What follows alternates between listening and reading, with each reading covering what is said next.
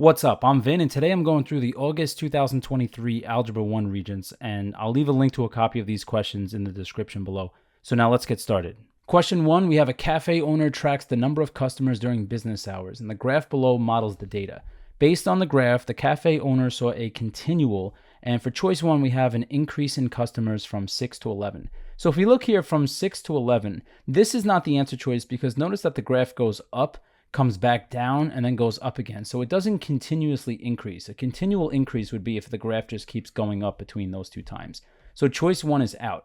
So now choice 2, an increase in customers from 12 to 3. So if we look here from 12 to 3, notice that the graph goes up and then comes back down. So that wouldn't be a continual increase because at around this time here, at 1 o'clock, the graph starts to decrease. So choice 2 is out. So now choice 3, we have a decrease in customers from 1 to 4. And this is going to be our correct answer because notice over here at 1 o'clock, the graph is over here at the top of this hill. And then at 4 o'clock, we drop all the way down here. But notice along this portion of the graph is only decreasing between 1 and 4. So that's how I know choice 3 is good. Choice 4 is no good because if we look from 11 to 2, notice that from 11 to 2, so that's from here to here, if we go on this part of the graph to this part of the graph, notice that the graph goes up and then comes back down. So we wouldn't have a continual decrease from 11 to 2. The graph increases and then decreases. Question 2, we have the expression here is equivalent to, and for this we're going to do the distributive property first, and then we're going to add the resulting polynomials. So I'm going to write we have 3x squared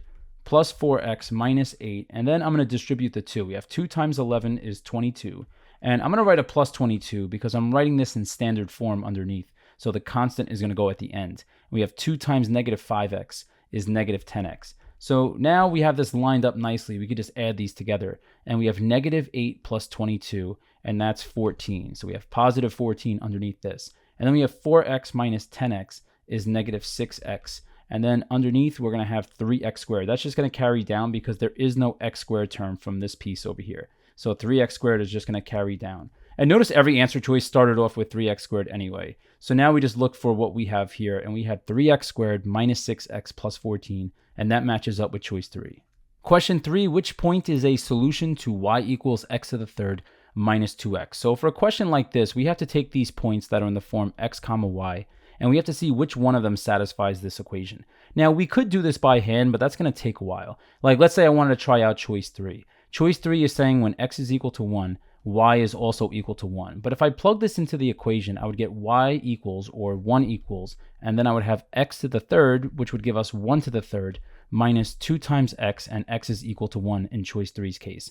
So if we plug this in, we're going to get 1 equals 1 minus 2, which is negative 1. And this is a false statement here, so that means choice 3 is no good. So for a question like this, it's way faster to use a calculator. We're going to press y equals, and we're going to go over and type in the equation. We have x to the power 3, so that's this up arrow here, and then I type in my 3, and I press the right arrow to get out of the exponent, and then we're writing minus 2x. We have minus 2 times x.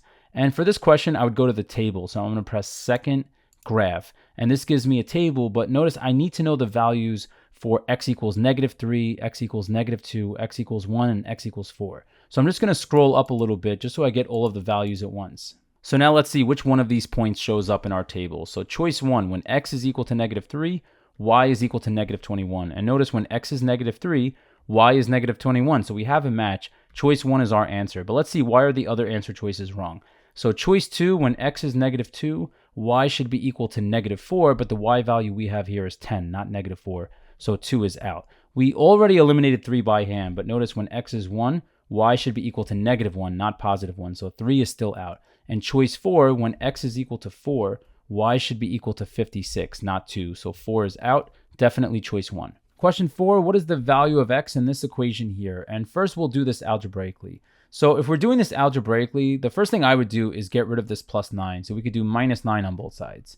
And now on the left side, 9 minus 9 cancels, and all we're left with is 5 times 2x minus 4 all over 3. And on the right side, we have 14 minus 9 is equal to 5. And now we could call this 5 over 1, so we could cross multiply. So now we cross multiply, and we'll have 5 times 2x minus 4 times 1, and that's 5 times, in parentheses, 2x minus 4. Because remember, when you multiply by 1, you just get the same thing that you're multiplying by. And this is going to be equal to, we have 5 times 3 is equal to 15. Now, at this step, I could distribute the 5, But remember, this is 5 times 2x minus 4. So in this step here, I think it would be easier to just divide both sides by 5, because that's going to get the 5 on the left to cancel out. And now we're going to have 2x minus 4 is equal to 15 divided by 5 is equal to 3. So now this is a two-step equation. So we just solve by adding 4 to both sides. And we're going to have 2x equals, after minus 4 plus 4 cancels, and we have 3 plus 4 is equal to 7. So now just divide both sides by 2.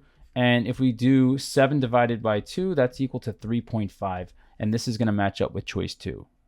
Now, there's a few different ways we could use the calculator to get the answer. One way that's very reliable is we could just type the left side into y1 and the right side into y2. So the left side is more complicated. Notice we have a fraction. And to write fractions on the calculator, press alpha y equals enter.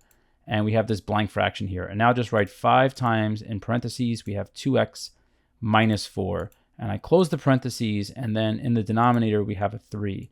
And now I press the right arrow to get out of the fraction, and we have plus 9. And then the right side here is equal to 14. But the problem with doing it this way is we press graph, and notice that we don't see where the graphs intersect. And that's because y equals 14 is way above this, okay? We have to extend the window up. So I'd have to press window here and make the graph taller. Let's say I go up to 20. So now I press 20 for my tallest y value, and I press graph, and now I could see the intersection here. So if I press second trace number 5 for intersect, I'm going to scroll up to this intersection point. I press enter before the intersection point. I scroll a little bit after. I press enter a second time, and I press enter a third time, and notice I get x equals 3.5. So that's how you do this with the graph, and this method is very reliable. But probably the fastest way to do this if you have the TI-84 plus CE is you press math, you press the up arrow, you go to numeric solver, and your equation 1 is your left side. So I'm going to press alpha y equals enter, and that's going to pull up a blank fraction. We'll have 5 times 2x minus 4, and then I close the parentheses, and I'm going to go to the denominator and write our 3. And now I press the right arrow here, and we have plus 9, and this is equal to 14. So I'm going to just type in our 14 by equation 2. And now to press OK, I press graph. And this just means guess the answer, and your answer is between negative 10 to the 99, which is just a massive number with a negative in front, and then 10 to the 99th power is a 1 with 99 zeros. So our answer is definitely between those two, because notice the answers they gave us. And now we just press graph here to solve this, and notice we get our solution 3.5. Question 5, the graph of y equals f of x is shown below. Which graph represents y equals f of x minus 2 plus 1? So for a question like this, we have to know the rules for transformation of functions. And just know when you replace the x's with something like x minus 2, that sends the graph to the right 2 units. Okay, so it's going to send the graph to the right 2 units. It's very counterintuitive. It seems like it would send the graph to the left 2 units, but we have to be careful. That is a very, very dangerous bear trap. Okay, so just know when you have x minus 2 being replaced, that means it's sending it to the right 2 units. But then when you tack on a plus 1 outside of the function, that's going to send the graph up 1 unit. Okay, so what I'm looking for here is I'm trying to see which graph takes this graph here and sends it to the right 2 units and up 1 unit. So if I took the vertex and I moved it over 2 and up 1, I'm looking for an answer choice where the vertex is at 2, 1. And right away I can see that choice 1 fits the description. Choice 3 is no good because the vertex moved to 2, negative 1. And this would be the equation y equals f of x minus 2 and then minus 1, because this went to the right 2 units and down 1. If we look over here at choice 2, the problem with choice 2 is the vertex is at negative 2, 1. So this would be y equals, we would have f of x plus 2 and then plus 1 like this. So this would send it to the left 2 units and up 1. And the problem with choice 4 is no good because the vertex moved to negative 2, negative 1. And this would be the result of having f of x plus 2 and then minus 1 on the outside like this. Question 6, we have the length of a rectangular TV is 6 inches less than twice its width x. If the area of the TV screen is 1100 square inches, which equation can be used to determine the width in inches? So for this, we have to know the formula for area of a rectangle, and the area of a rectangle is equal to length times width. Now they're telling us that the variable for width is x. So we could just say here w is equal to x. And now we have the length is. So length is, the word is in math means equals. So we have L equals, and the length is 6 inches less than twice its width. For this question, be very careful. It's very tempting to say 6 minus 2x. But this is a very dangerous bear trap, and there will be an answer choice waiting for you. Choice 2 is the result of you doing this incorrectly. You have to think about this part very carefully. Think about what it means when you say 6 inches less than 2 times x. So twice x is 2 times x. 6 inches less than twice the width would be minus 6 after the 2x. Okay, so just know when they say less than that you have to flip these two and say 2x minus 6. So now we just plug into the formula. We have a equals a, the area is equal to 1100, and that's equal to, we have the length is 2x minus 6 times the width is equal to x. So now we just scan the answer choices here and see that this matches choice 1. Now it's not an exact match, but just know multiplication is commutative. You could flip the order of these two in the product, and that would match choice 1. Now choice 3 and 4 are no good because in this case they use this to find the perimeter. So they did 2 times L plus 2 times W, and you can see here in choice 4, it was the same bear trap as choice 2. You have to be careful and say 2x minus 6. So this was like a double bear trap here, but choice 1 is our answer. Question 7 is all vocabulary. You have to know that when you have a box plot, that this is your minimum value. So this is your minimum. This value here is Q1. This value here is Q2, also known as your median. So this is your median.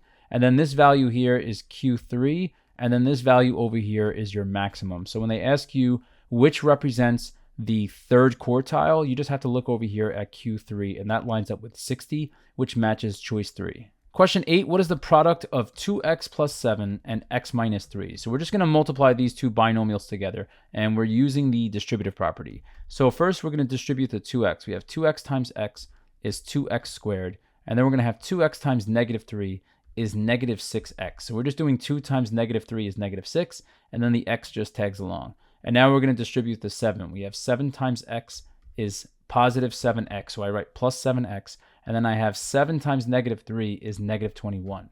So now we just have to combine like terms here. So we're going to have 2x squared, and then what I'm doing in my head here, I'm just adding the coefficients. So I have negative 6 plus 7. And when I do this in my head, I often rearrange this as 7 minus 6, which is equal to 1.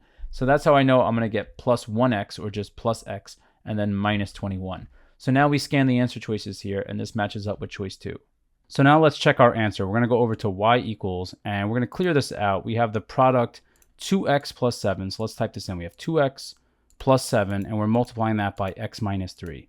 And then in the y2 spot, we're going to write our answer. We said choice 2 is correct. So we're writing in, we have 2x squared, and then we have plus x, and then minus 21. So I'm going to type these both in, and now we press graph. And notice that both of the graphs overlap each other completely. Now you might notice that the graph is tall, and that's because we messed with the window before. We changed a bunch of stuff. So you could always just press zoom 6, and that'll put the graph back to normal. So now we can even see the graphs, once again, are still overlapping. And if you want to just check a little bit more, you could press second graph and go to the table. And notice that for each x, the y values match for both equations. So that's how I know choice 2 is definitely correct. Question 9, what is the degree of the polynomial? And we have this polynomial here. So just know when you're looking for the degree of a polynomial, that's the highest power of x, okay? So we're looking for the highest power of x that shows up. So looking at this, notice that they put everything out of order. So you don't have to do this, but it does help to write this in standard form. So if we look at this, I would write this as x to the third plus 5x squared plus 2x. And now this is in standard form because the powers are in descending order. And the degree of the polynomial is the highest power of x that shows up. And since 3 is the highest power that we have, choice 3 is our solution. Question 10, we're going to find the solution to this inequality here. And I'm going to do this algebraically. So the first thing I would do here is distribute the negative 3. So we're going to have negative 3 times x is negative 3x. And then we're going to have negative 3 times negative 6 is positive 18. Because remember, a negative times a negative is a positive. And then we have greater than 2x minus 2. Now, all of the answer choices have x on the left side, so I'm going to move the x's to the left. So I'm going to do minus 2x on both sides, because then we'll just have x's on the left side. So 2x minus 2x cancels, and we have negative 3x minus 2x is negative 5x. The math that I'm doing in my head for this part is I'm just combining the coefficients negative 3 and negative 2. I'm doing minus 3 minus 2, and that works out to negative 5. So that's why we're getting minus 5x. And then the 18 just carries down. We have plus 18 is greater than, and all we're left with on the right side is the minus 2. So now to solve for x, let's get rid of this plus 18. So we're going to have minus 18 on both sides. and that's going to cancel out this 18. We're going to have 18 minus 18 canceling, and on the left, we're left with minus 5x is greater than minus 2 minus 18 is minus 20. So now to solve for x, we just divide both sides by negative 5. But remember, when you divide both sides of an inequality by a negative, the sign flips. So we're going to have x is less than negative 20 divided by negative 5 is positive 4. Just remember, it's not only when you divide both sides by a negative, it's also when you multiply both sides by a negative that the inequality flips. So now we just scan the answer choices here, and this is going to match up with choice 2. Question 11, we have 3 expressions are shown below, and we want to know which expressions are equivalent for all positive values of x. So for this question, we should know these 3 rules for exponents. A to the b times a to the c is a to the b plus c. And then the second rule we should know, which is not part of the question, but it's still important, a to the b divided by a to the c is a to the b minus c. And then the third rule we need to know is a to the b to the c power is equal to a to the b times c. So Roman numeral 1 uses the third rule. This is x to the third to the power 3, so we have x to the 3 times 3, and that would give us x to the 9. And then for Roman numeral 2, we would have the first rule. We have x to the 4th times x to the 5th. That would be x to the 4 plus 5, and that would be equal to x to the 9th power. And then for Roman numeral 3, the last one, we're going to use the first rule again. We're multiplying, so we would have x to the 10 plus negative 1. And then x to the 10 plus negative 1 simplifies to x to the 9. So notice that all 3 of these are equal. So choice 4 is our answer. Question 12, we have Jim uses the equation here to find the amount of money in an account A of an investment P after T years. For this equation, which phrase describes the yearly rate of change? So for this question, we should know this formula. A equals P times 1 plus or minus R to the T power. So that's the formula that was used in this question here. And R is the yearly rate of change. So in this situation, when you have 1 plus R, that's going to refer to an increase by that rate of change. So we're going to have an increase when we're dealing with plus, and we're going to have a decrease when it's a situation with minus. And in this question, notice they used 1 plus 0.05. So this is going to be an increase. So choices 1 and 2 we could eliminate. A decrease would show up if you had a situation where, let's say Jim was buying a car and he bought the car and the car depreciated in value over the course of time, like over the, let's say the next 3 years. So that's when we would have a decrease, let's say. So in this question here, once again, we're dealing with an increase. So it's either choice 3 or choice 4. But now look at the R value here. R is equal to 0.05. So we have 0.05. That's our R value. And just know 0.05, that's 5 hundredths. And that means 5 out of 100 or 5 over 100. And 5 out of 100 means 5%. Okay, 5% means 5 out of 100. So that means his account is increasing by 5%. 0.05% is no good because 0.05% would mean 0.05 out of 100. And in a situation like this, we would just move the decimal 2 places to the left. And that would give us, we'd have 0. And then if we move it 2 to the left, we're going to have 3 zeros and then a 5. So this is just way off compared to what they have here on the inside. So 4 is out, definitely choice 3. Question 13, what are the zeros of this function m of x? So for this question, we could just go to the y equals here, and I'll clear out what we had before, and we'll type in m of x. We have x, and then parentheses, we have x squared minus 16. So we could just type this in, and we could just press graph here and see what we get. And notice that we have 3 points where the graph is crossing the x-axis. So remember, the points where the graph crosses the x-axis are the zeros. Remember, the zeros are also known as the x-intercepts. So if we look here, we have an x-intercept at negative 1, 2, 3, 4. So we have an x-intercept at negative 4, we have one at 0, and we have one at x equals 1, 2, 3, 4. So our 3 zeros are going to be negative 4, 0, and 4. So this would be if we just do this in the calculator. But if we want to do this algebraically, we should know the difference of two perfect squares formula, where we have a squared minus b squared is equal to a plus b times a minus b. So that's what I'm noticing right away, is that the stuff on the inside here, x squared minus 16, is a difference of two perfect squares. So then I could just write m of x out. We have m of x is equal to, we have x, and then I'm going to factor x squared minus 16. It is a difference of two perfect squares. So we have x plus or minus, so we have x plus or minus, and now we do the square root of 16 is 4. So these are going to be the factors here. And then remember, you could set each factor equal to 0. If I want to know when is m of x equal to 0, I set each factor equal to 0. And then x equals 0 gives me my first 0, which is x equals 0, which would eliminate these two choices where 0 is not a part of the answer. And then if we set x plus 4 equal to 0, this would give us a solution after we subtract 4 on both sides of x equals negative 4. And then if I set the third factor equal to 0, I would get a solution of x equals positive 4. So notice we get x equals negative 4, 0, and 4. Either way, our answer is choice 3. Question 14, for which function is the value of the y-intercept the smallest? So the concept that we need to know here is that no matter where our y-intercept is, there's one thing that all y-intercepts have in common, and that is that their x-coordinates are equal to 0. So let's say we had a function where the y-intercept was up here at 3 on the y-axis. And for this function, the y-intercept is down here at negative 2 on the y-axis. This would be the point 0, 3, and this would be the point 0, negative 2.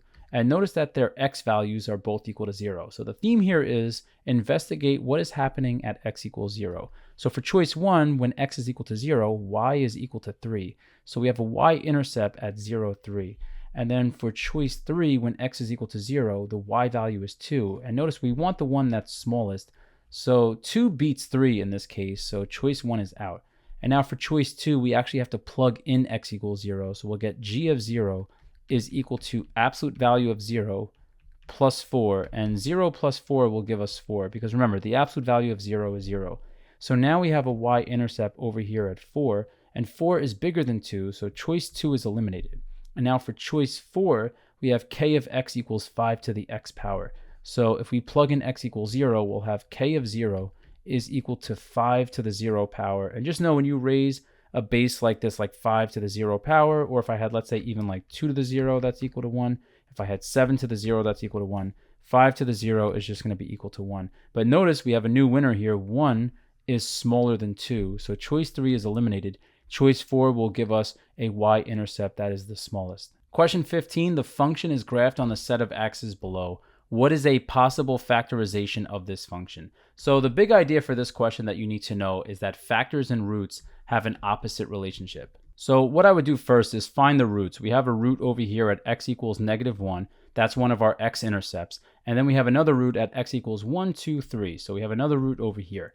So if our roots, the roots to this equation here are going to be x equals negative 1 and x equals positive 3. The factors are going to be opposite of the roots. And what I mean by that is we could say that f of x is equal to, and the first factor, instead of saying x and then minus 1, we're going to have the opposite of minus 1 is plus 1. So I just write the opposite of the first root, and that's my factor. And now my second factor, I'm going to have x, and instead of positive 3, I'm going to write minus 3 like this.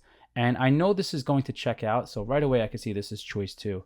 But I know this is going to check out because if I verified here, if I set this equal to 0, I would set each factor equal to 0. I would have x plus 1 equals 0, and I would have x minus 3 is equal to 0. And if I solve both of these equations, I get x equals negative 1 and x equals positive 3, and that matches the roots that we have on the graph. So choice 2 is definitely our answer. Question 16, the first thing I would do is get a graph of this function. So let's go over to the y equals, and we're going to type in, we have x squared plus 2x, and then minus 5. And we press graph here just to see what this thing looks like. And we have a parabola.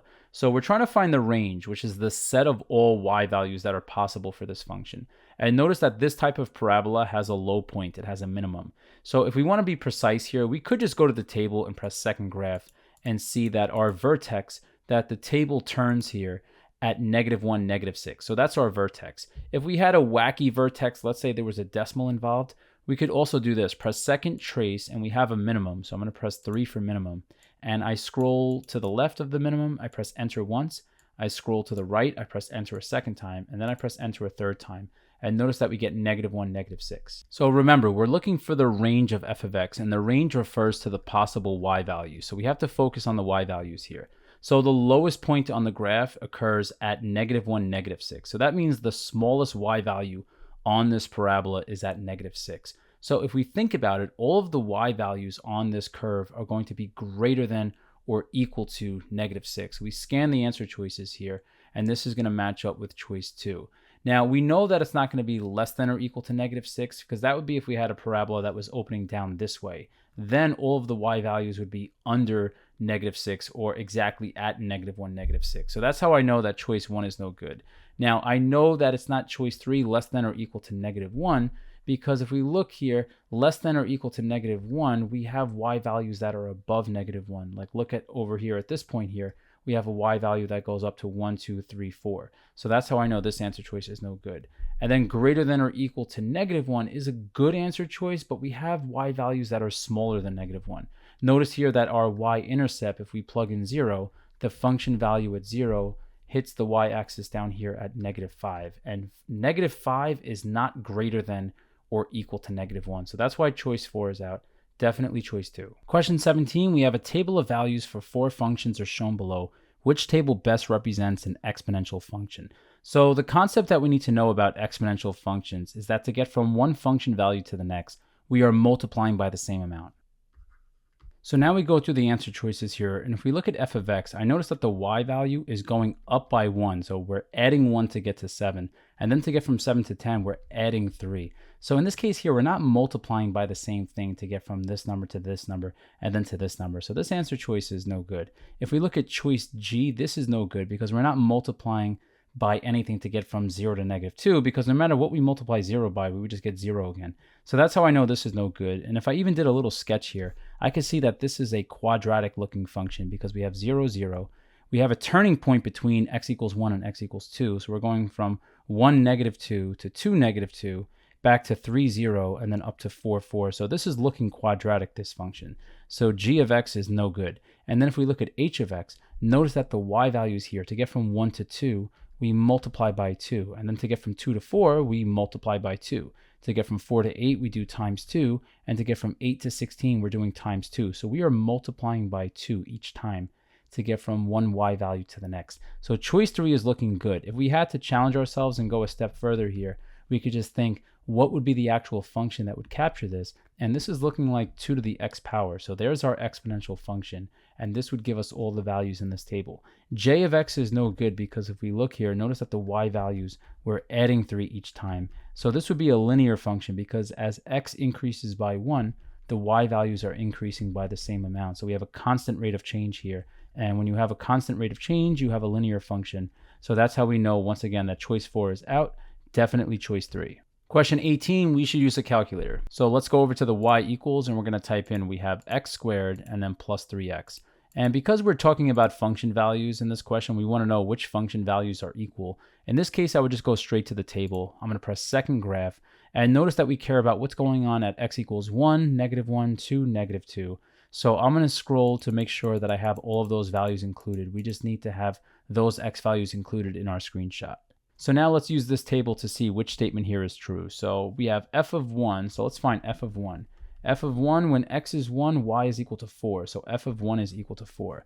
And then we need to know what is f of -1. So f of -1, we look at the table here. When x is -1, y is equal to -2. So this isn't the match. And now we find here, what is f of 2? So f of 2, if we look at the table, when x is 2, y is equal to 10. And for f of -2, when x is -2, we have at -2, y is equal to -2. So these don't match, but right away I could see that the match is going to be f of -2 and f of -1. So I know right away that this is going to be choice 4. And choice 3 is no good because f of 1 is equal to 4 and f of 2 is equal to 10. 4 is not equal to 10, so definitely choice 4.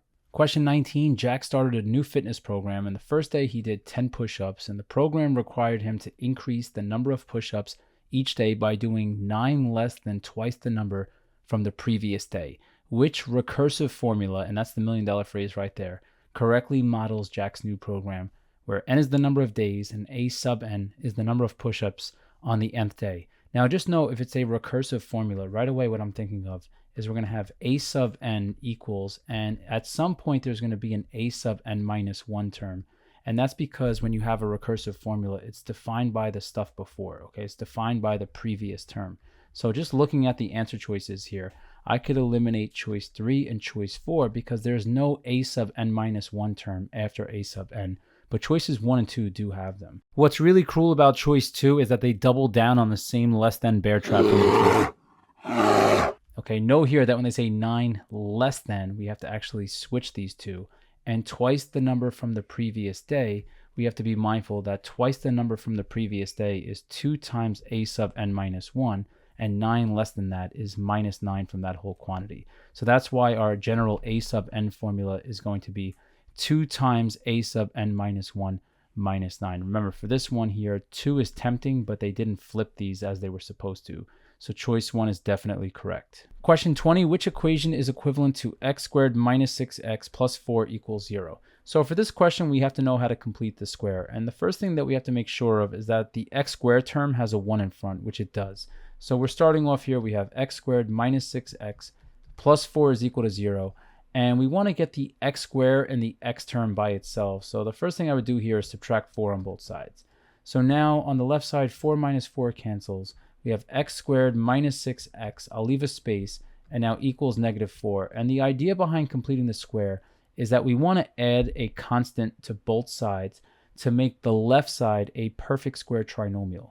So the technique behind that is we take the b value here, or the b term, which is negative 6, and we divide it by 2, and then we square it. So this would give us, in parentheses, we have negative 3, and then squared, and negative 3 squared is positive 9. So that's our mystery value that we have to add to both sides.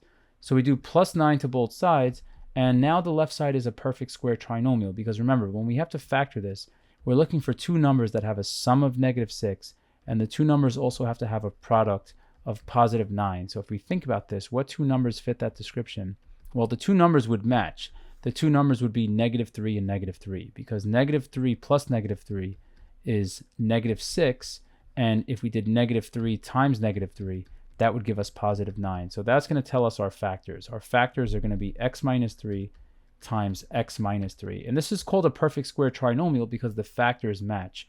Kind of like when you have something like 36 that's equal to 6 times 6. Notice that we have matching factors. So now on the right side, we have negative 4 plus 9 is equal to 5.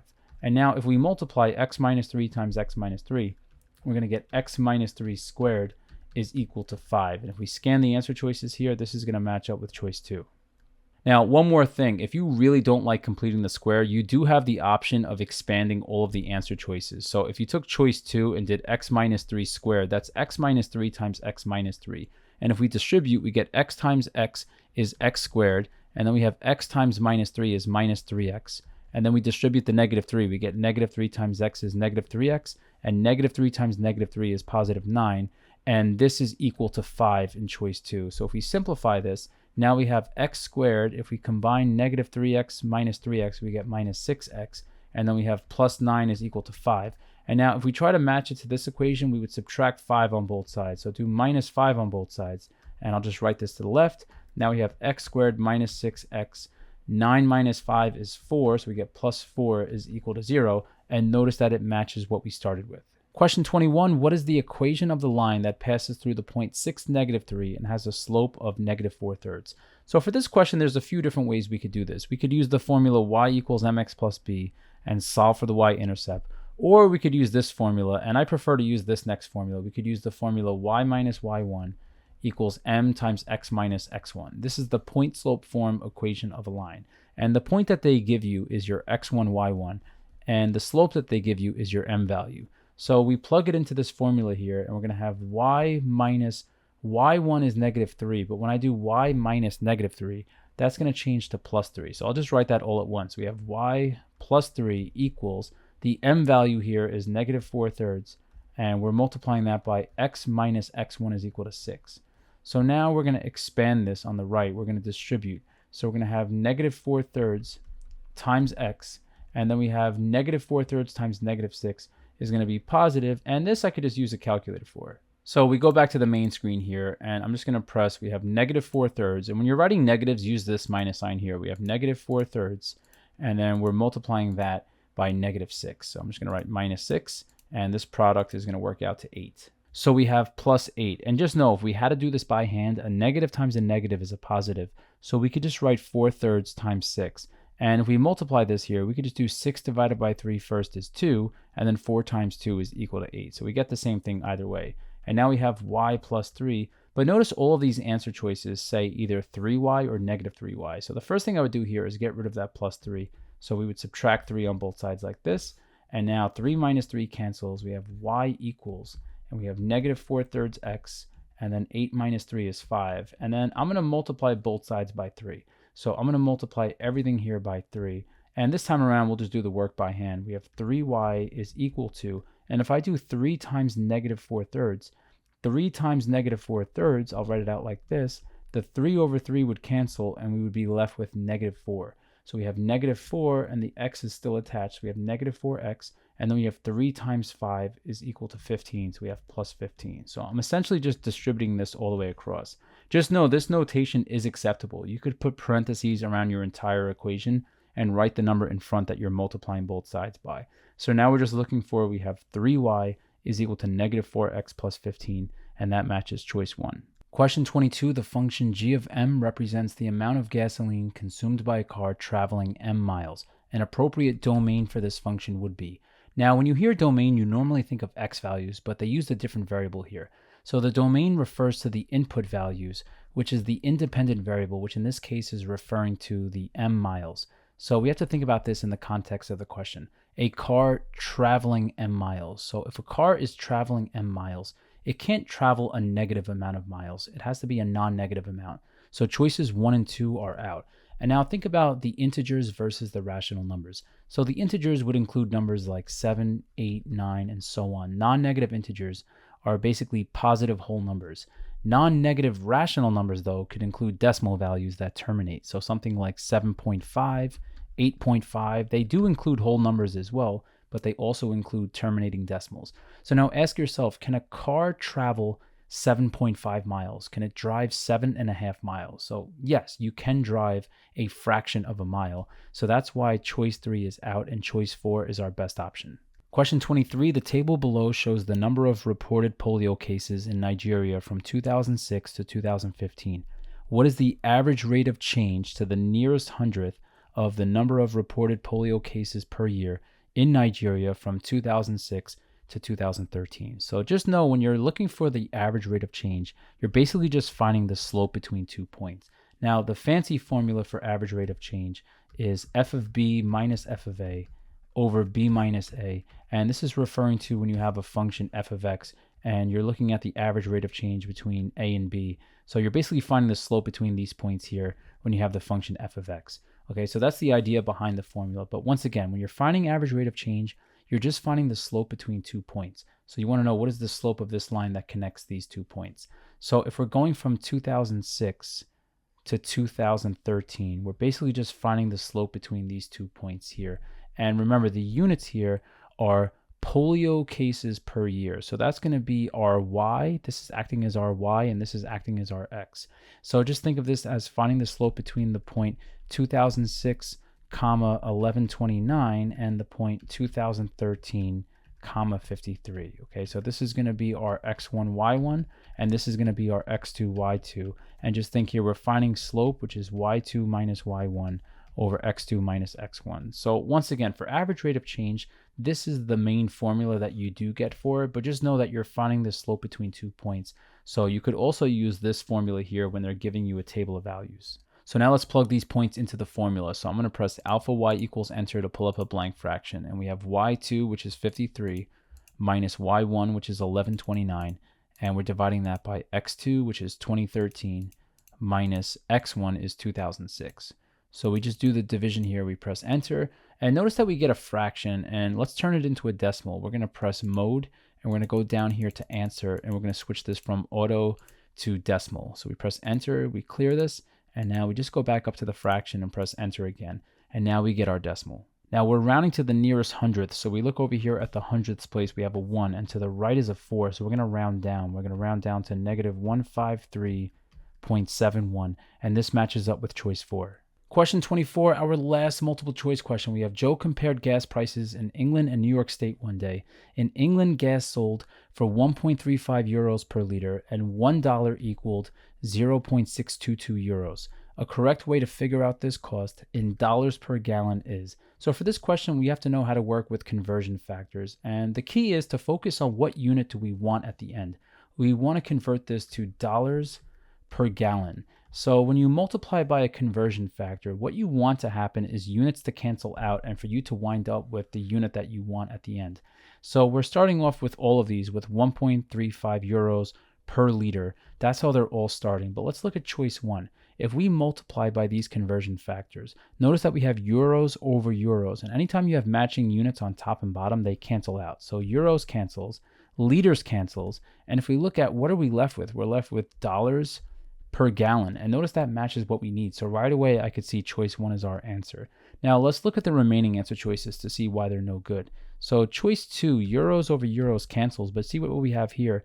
We have liters times liters. And if we multiplied liters times liters, ultimately we would wind up with square liters, or liters squared like this, which is not what we want at the end. So that's how I know choice 2 is no good. And then looking at choice 3, I can see right away we have, well, liters over liters cancels, but we have euros times euros. So we're going to have some number, and on top we're going to have euros squared, which is not what we want. We want dollars per gallon. So this is not going to get us here. So choice 3 is out.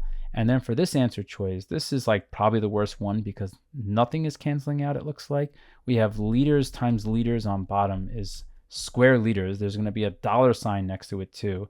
So right away, I could see choice 4 is no good. So choice 1 is definitely our solution.